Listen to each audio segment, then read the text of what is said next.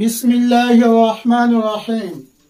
আমি আপনাদের সম্মুখে বোর্ডে একটা আয়াতের কিছু অংশ লিখেছি, যেটাকে বলা হয় আয়াতুল কুরসি। এই আয়াত সম্পর্কে বলা হয়েছে যে কোরআনের ভিতরে একটা আয়াত আছে, যে আয়াতটা হচ্ছে সর্বশ্রেষ্ঠ, সেটা হচ্ছে এই আয়াতুল কুরসি। এই আয়াতুল কুরসি যদি কোনো ব্যক্তি মুখস্থ করে আর 5 ওয়াক্ত ফজরের নামাজের পরে যদি একবার করে পাঠ করে, তা বলা হাদিস পাকের ভিতরে এসছে তার মৃত্যু হতে দেরি নেই, জান্নাতে প্রবেশ করে যাবে। বলো সুবহানাল্লাহ। তাই এই আয়াতুল কুরসির আয়াত আমি বোর্ডে আপনাদের লিখে বাংলায় বানান করে ইজরা সহিত দেখাচ্ছি, যাতে আপনাদের শিক্ষিত সমাজের ক্ষেত্রে সহজ হয়। চলুন শুরু করা যাক। হামজা হামজা জবর আল্লামে তাহদিদ, দুটো লাম লেখো।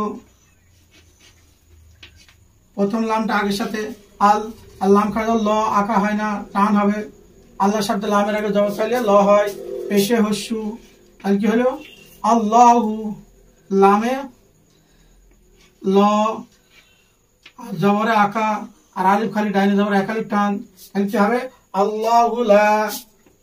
হামজাদের ই, লামে ল জবরে আঁকা আর খাড়া জবরে এক আলিফ টান, ইলা হাতে হ জবরে আঁকা তাহলে ইলাহা। তারপর হামজাদের হাসাই আল্লামে তাহজিদ, তাহলে দুটো লাম লেখো। প্রথম লামটা আগের হারাকাতের সাথে ইল আর দ্বিতীয় লামটি নিজের হারাকাত ইল্লা আর আলিফ খালি ডাইনে যাবার এক আলিফ টান, তাহলে কি হবে ইল্লা হাতে হ পেশে হস্যু। আর এখানে যদি দাঁড়ানোর চিহ্ন আছে, যদি দাঁড়ানো হয় তাহলে ওয়াও সাকিন হবে, তাহলে এক আলিফ টান হবে ইল্লাহু। এখানে কি হবে ইল্লাহু। তাহলে আর যদি পড়ে দেওয়া হয় তাহলে এই ওয়াও এর সাথে লাম ধরা পড়বে ইল্লাহু আল, আর দাঁড়ালে এক আলিফ টান, আর তখন এই আলিফটাই জবর ধরে পড়তে হয়। তাহলে কি হামজা জবর আ, আল্লামের সাকিনে ল, তাহলে কি হলো আল হাতে হ, হাতে হাতে হচ্ছে আপনার হ, আর ইয়াস ইয়ার উপর তাসদিদ, তাহলে পেশ জবরে আঁকা হাই, ইন্দুস্তলে কো হাই আর ইয়া পেশ ইউ হস্যু হাই ইউ। আর আলিফের পর লামের সাকিন হুরুফে কমার, আলিফ বাদ দিয়ে লাম ধরে পড়তে হয়, তাহলে কি হবে লাম লেখো হাইউল। কফ কফ জবর ক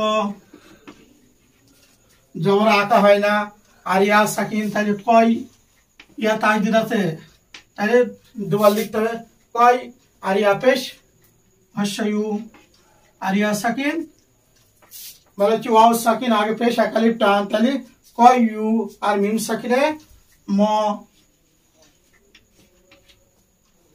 দাঁড়ালে শেষের অক্ষর সাকিন হয়, যেহেতু দাঁড়ানোর জায়গা আছে। তাহলে এবার পড়াটা দেখেন আল্লাহু লা ইলাহা ইল্লা ইল্লাহু, দাঁড়ালে হু, তাহলে কি হবে আল হাইয়ুল কাইয়্যুমু কাইয়্যুমু। যদি এখানে দাঁড়ানো হয় কাইয়্যুম আর না দাঁড়ালে পেশে হচ্ছে কাইয়্যুম। তারপর দেখো লামে ল জবর আঁকা আলিফ খালি ডাইনে জবর এক আলিফ টান, লা তাতে তো জবরে আঁকা আর আলিফের উপর সাকিন চিহ্ন আছে, তার জন্য এটা ধাটকাবে লা তা। খতে খ পেশে হস্যু অন্তু যায় জালে অন্তু জ পেশে হস্যু খুজু, হাতে হ উল্টা পেশে এক আলিফ পেশে হস্যু আর উল্টা পেশে এক আলিফ টান, লা তা খুযুহু সিনে দন্ত স আর জবরে জেরে হস্যি কি আছে জেরে হস্যি সি, নুনে দন্ত ন জবর আকা সিনা, তাতে তো আর দু পেশে একটা ধরো, তাই পেশে হস্যু আর একটা পেশের ধরুন নুন সাকিন, তাহলে তানমিনের পরে ওয়াও এসছে, তাহলে ঈদগামে নাকিস গুন্না হবে, তাহলে সিনা তুম।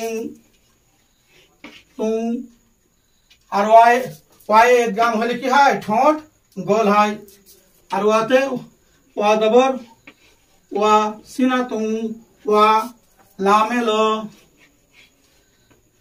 জবর আঁকা সিনাতুম ওয়ালা নুনে দন্তন্য আর জবরে আকা আর ওয়াও সাকিন আগে পেশ আগে জবর ওয়াইলিন ওয়াইলিনে ঠোঁট কি হয় ঠোঁট গোল নাউ আর মিমে ম পেশে হস্যু তাহলে কি হলো